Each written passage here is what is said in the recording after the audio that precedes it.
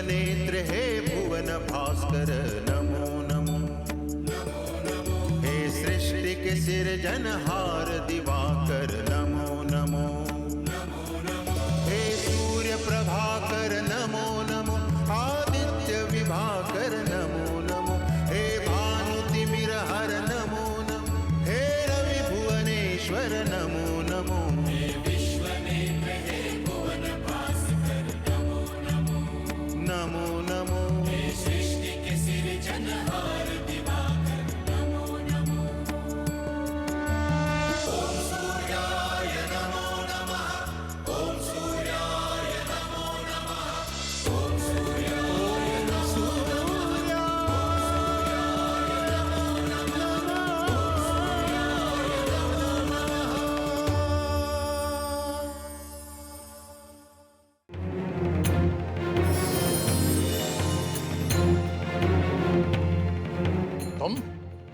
तुम कौन हो?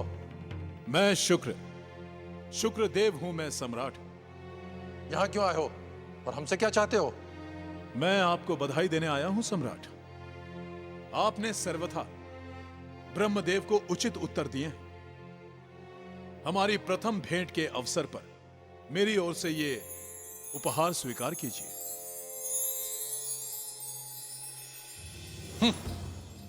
पृथ्वी सम्राट दक्ष ने किसी से कुछ लेना नहीं सीखा। तुम्हें किसी वस्तु की आवश्यकता हो तो हमें बताओ। यही तो पहचान होती है महानता की। महान लोगों ने सदा दूसरों का भला किया है और मैं शुक्रदेव आपके सामने मित्रता का प्रस्ताव लेकर आया हूं। हम दोनों की इस मित्रता से दोनों की शक्तियों को बढ़ावा मिलेगा। लगता है आप भी हमारे तथा कथित पिता श्री ब्रह्मदेव की भांति भ्रम में पड़े हुए हैं। हमारी शक्ति बढ़ नहीं सकती क्योंकि हमारी शक्ति तो वैसे ही संसार में सर्वश्रेष्ठ है। और आपकी शक्ति बढ़े या घटे इसका हम पर कोई प्रभाव नहीं पड़ेगा। फिर मित्रता का है कि तेरा ये अभिमान मेरे लिए बहुत काम की वस्तु है दक्ष, और यही अभिमान मुझे मेरे उद्देश्य तक ले जाएगा। सम्राट दक्ष, आप मेरी मित्रता का मोल समझ नहीं सके।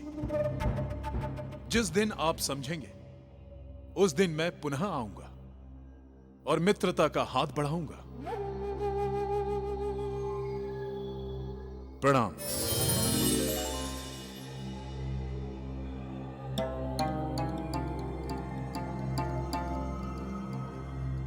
सारा संसार पृथ्वी सम्राट दक्ष से ही मित्रता क्यों करना चाहता है?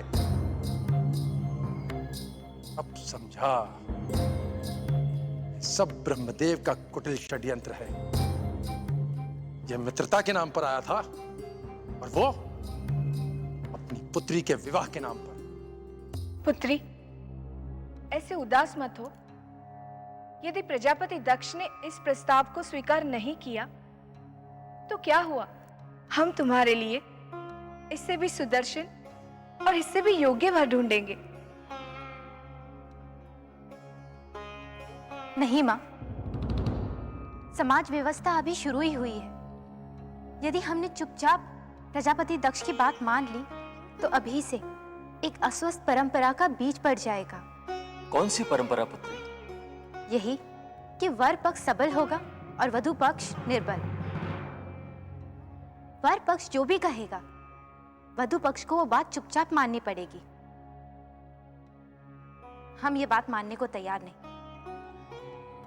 विवाह में दोनों ही पक्ष बराबर के होने चाहिए। पुत्री, तुम क्या करोगी? हम ये संकल्प लेते हैं कि यदि हम विवाह करेंगे तो केवल प्रजापति दक्ष के साथ, और वो भी तब जब वो स्वयं यहाँ आकर हमसे विवाह का प्रस्ताव रखें। अन्यथा हम जीवन भर विवाह नहीं करेंगे।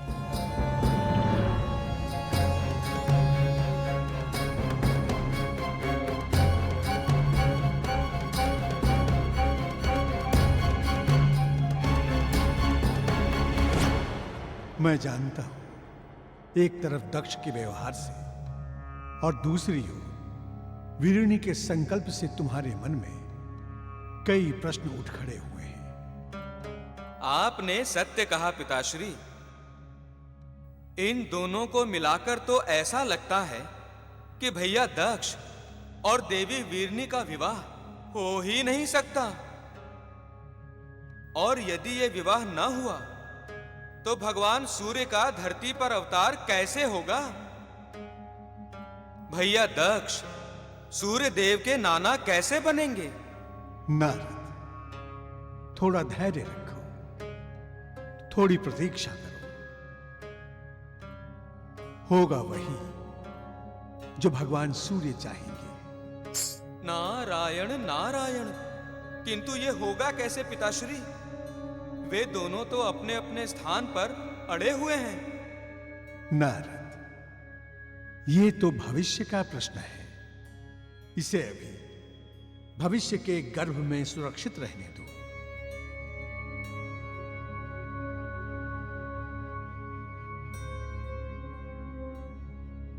भविष्य को जानने के लिए ही तो नारद का जिज्ञासु मन उतावला हो रहा है, और जब तक मेरे मन को इसका समाधान नहीं मिलेगा वो व्यग्र ही रहेगा।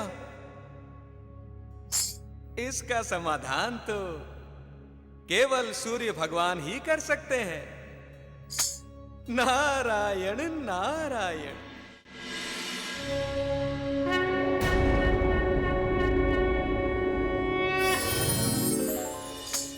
नारायण नारायण।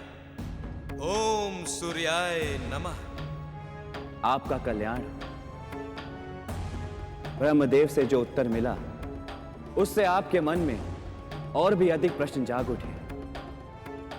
इसी कारण आप उत्तर जानने की आशा में मेरे पास चले आए।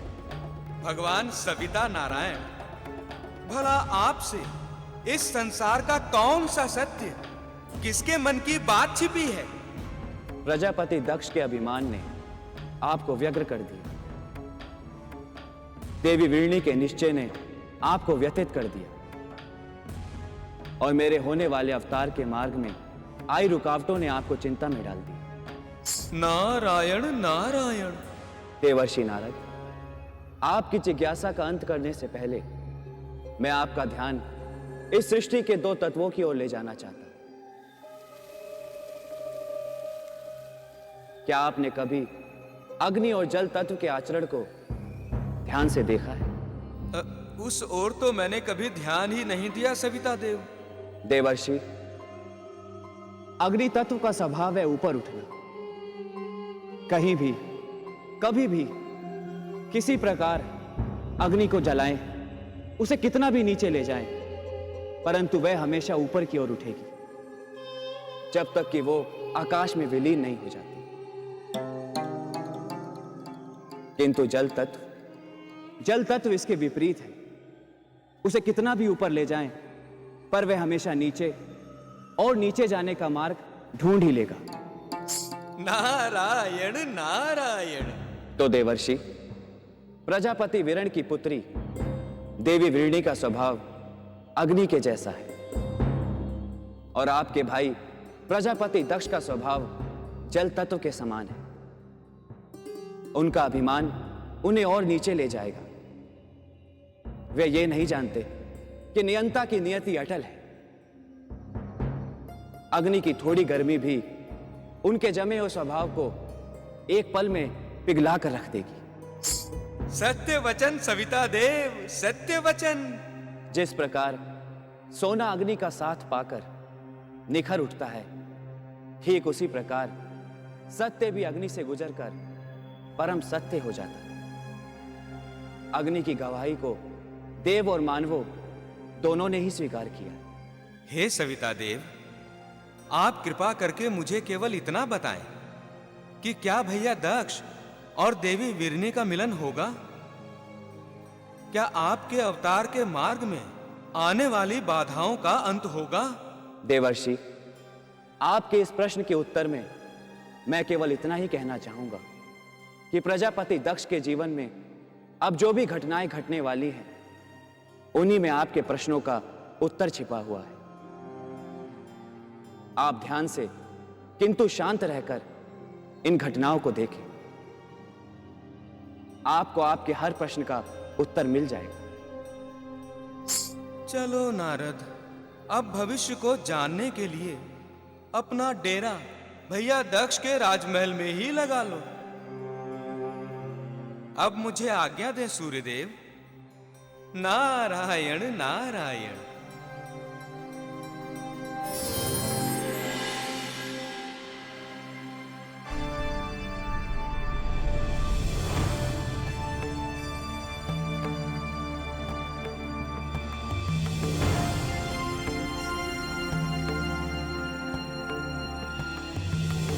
पृथ्वी अधिपति प्रजापति राजाधिराज सम्राट दक्ष पधार रहे हैं।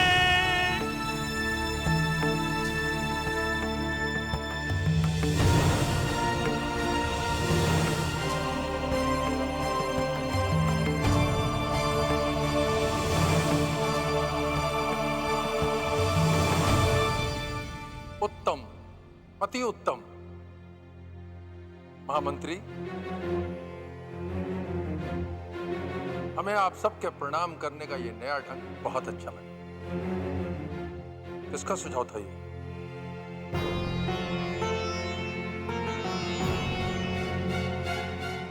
जब संसार हमारे सामने सर झुकाता है तो हमारा मन प्रसन्न हो जाता है।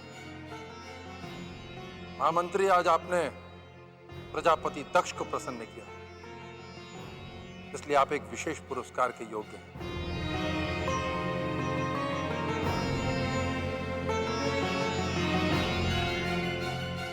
आप धन्य हैं महाराज। इस पृथ्वी पर आपके समान कोई दूसरा दानी नहीं।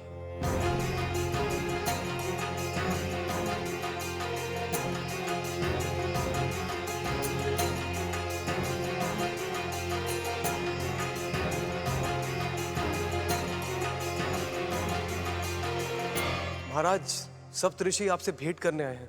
सप्तऋषि? ये सब हमारे बड़े भाई हैं, उन्हें आदर पूर्वक यहां लाएं। जो आज्ञा महाराज।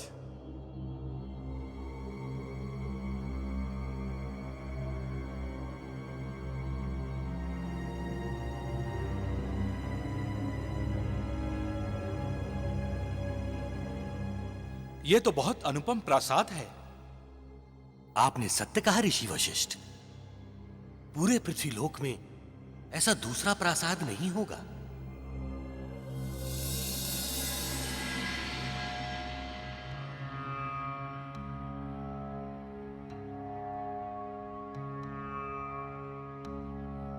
सभी बड़े भाइयों को प्रजापति दक्ष का प्रणाम। लगता है हमारा राजप्रसाद आप सबके मन को बहुत भाया है। आपका अनुमान बिल्कुल सत्य है। ये प्रासाद बहुत सुंदर है। देव शिल्पी विश्वकर्मा जो भी भवन बनाते हैं वे सदा ही सुंदर होते हैं, किंतु ये प्रासाद अकेला ही उनकी अब तक की रचनाओं पर भारी है। सचमुच अनुज दक्ष, हम सबके पिता श्री ब्रह्मदेव ने आपको इस प्रासाद के रूप में वास्तव में एक अनमोल भेंट दी है। इसमें कोई संदेह नहीं है कि बस, लगता है इस समय भी आप सब ब्रह्मदेव के कहने पर आए हैं। यदि ऐसा है तो आप सब जा सकते हैं।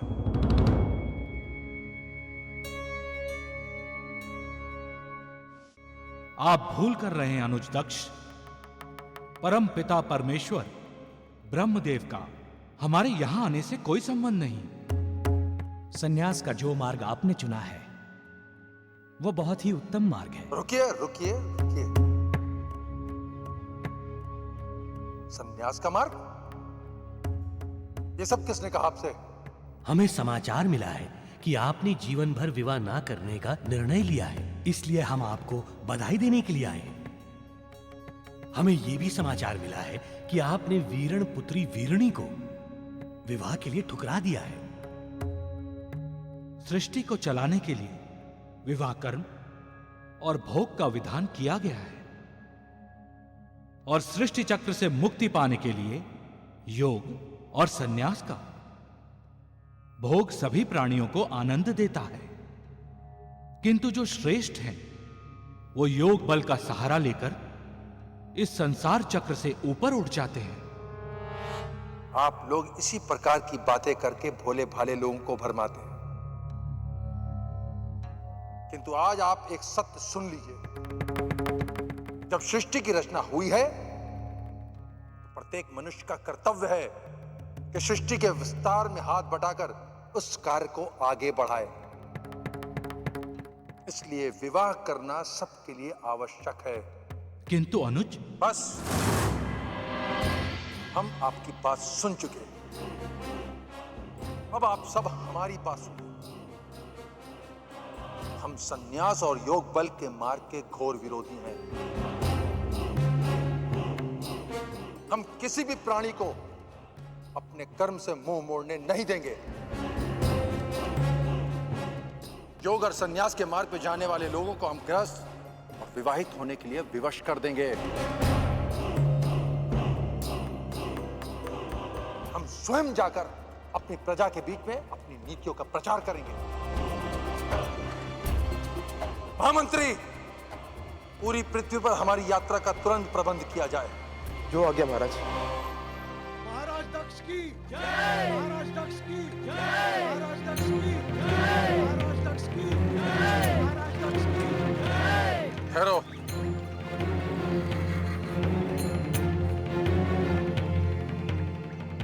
आश्रम वासियों, हम आपके सम्राट आज आप सबको जीवन का नया मार्ग दिखाने आए हैं।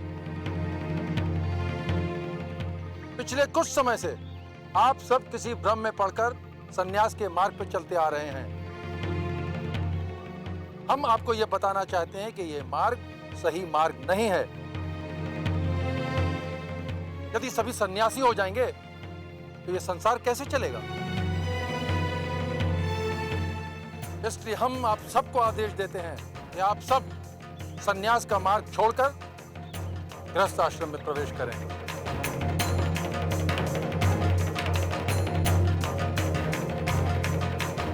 किंतु सन्यास का मार्ग तो कल्याणकारी मार्ग है।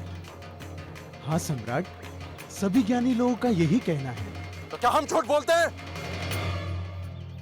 क्या हम अपनी प्रजा का कल्याण नहीं चाहते? किंतु सम्राट, हम लोगों ने ऐसा तो नहीं कहा। आप लोगों ने बिल्कुल यही कहा।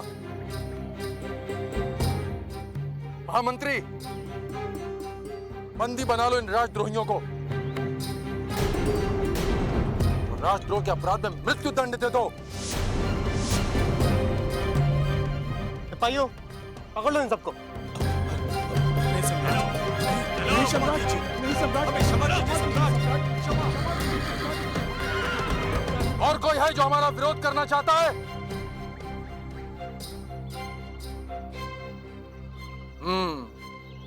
आप लोग समझदार लगते हैं। ये आश्रम वाश्रम छोड़िए और घर जाकर गृहस्थ आश्रम में प्रवेश करिए। महामंत्री, इनके जाने के बाद आश्रम नष्ट कर दिया जाए। जो आज्ञा महाराज।